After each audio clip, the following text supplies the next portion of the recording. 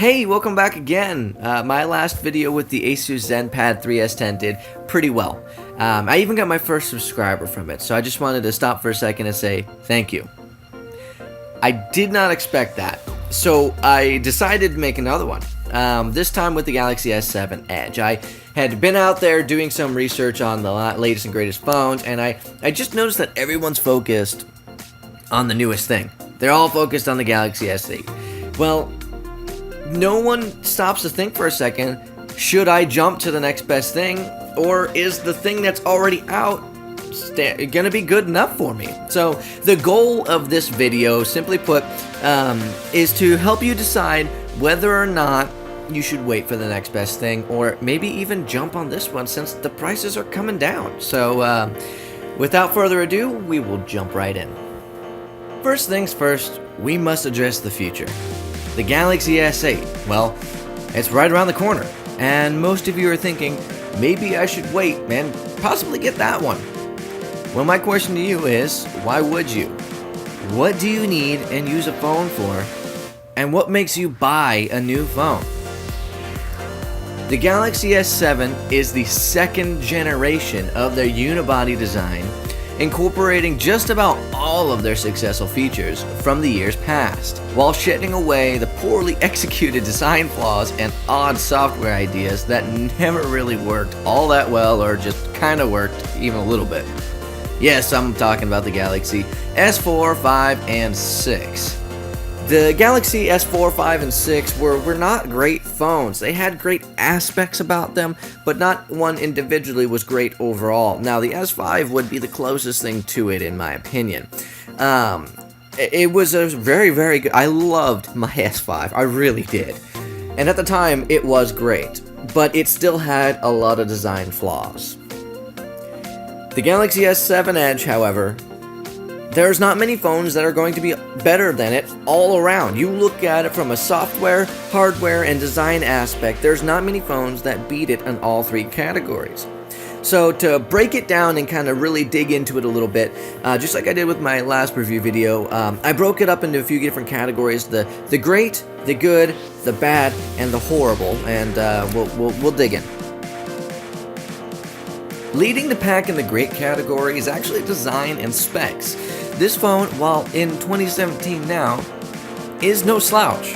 Other phones do have faster processors, like the Google Pixel and the newly launched LG G6, and by the way, I am again using the Google Pixel for all audio and video, except for the montage, of course, for this video. But, getting back to the point, never once have I thought the Galaxy S7 Edge needs more horsepower.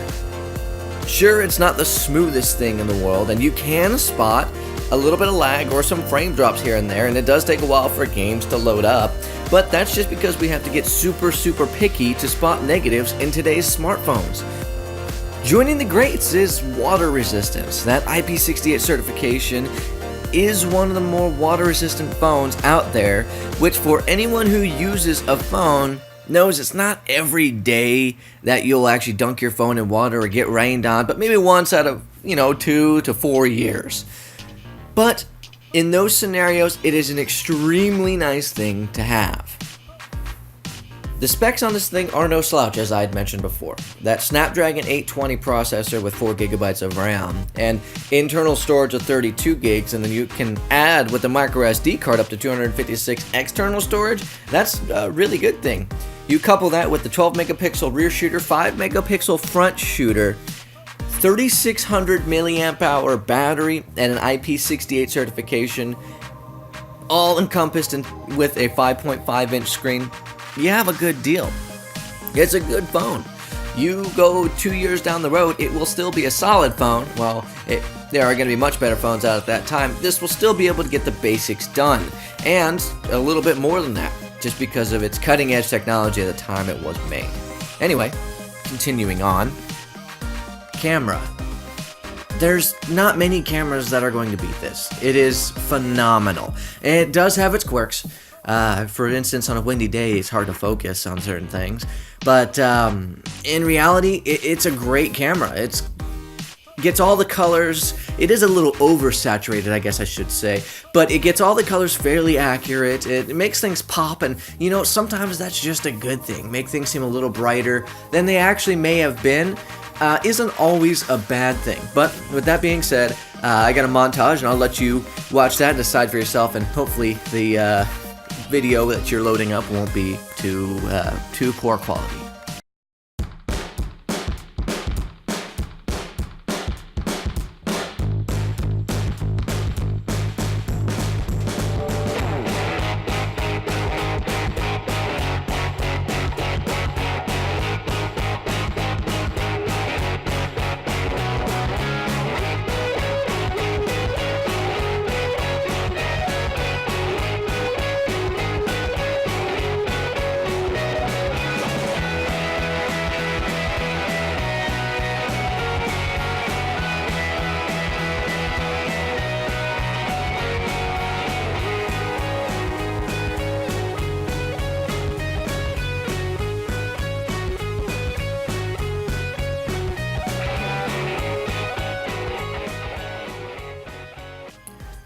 Some of the things in the good category are actually really close to being great, and yes, I do use that as a segue, not the best ever, but these things could use just one or two tweaks to be great, and that's actually true. For instance, on any of the Galaxy phones, especially the S7 Edge and the S7s, they have an easy mode.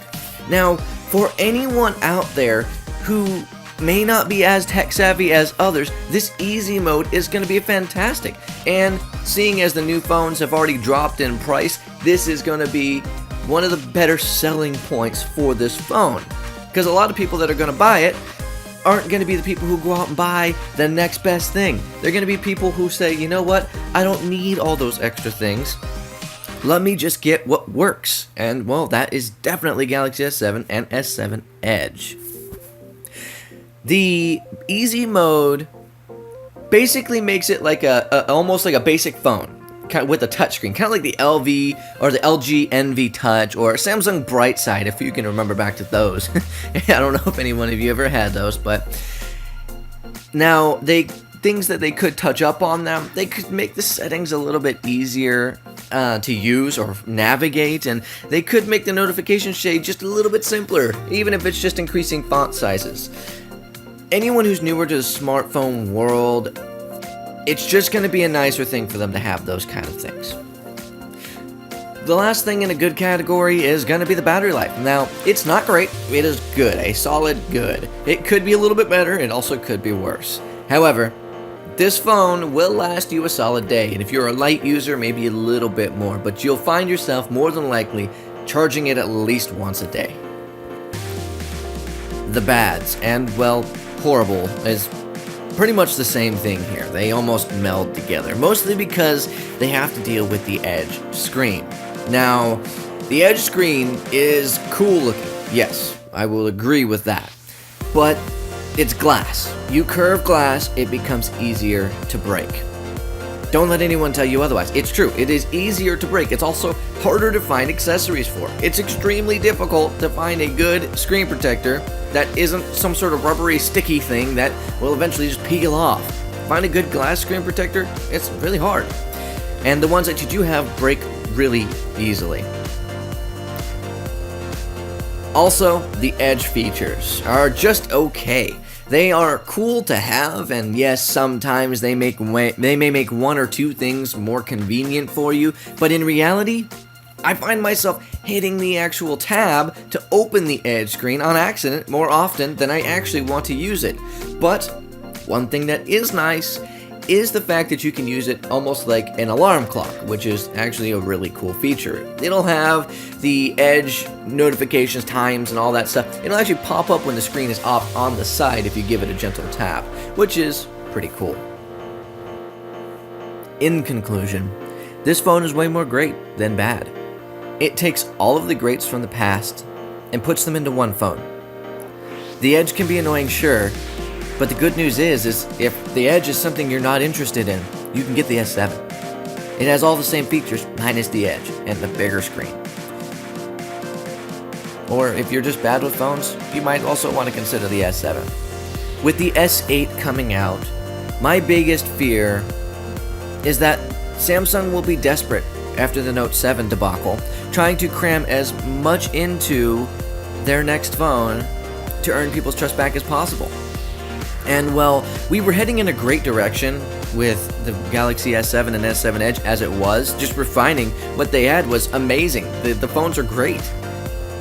But it seems as if they're removing that home button and fingerprint scanner and kind of putting it on the back, which seems like an attention grab. The Galaxy's lines have always had their home buttons on the front, and well, I get the feeling it's going to turn more like into the Galaxy S6, where they did something different to get people's attention, but in reality, it just makes their lives harder until the next generation. And that's what the S7 is, the next generation of the S6. My point, if you were a tech-savvy person and you want the S8, you want to get the next big thing, probably going to go for it. There's probably going to be a lot of great features with it, don't get me wrong. But if you're not, for everyone else, the Galaxy S7 and S7 Edge, their prices are dropping, the phones are great. They didn't have as many bugs as the past phones. I would recommend this one. It's just going to be easier to use and has everything that an average person will need to use a phone. With that, thank you for watching.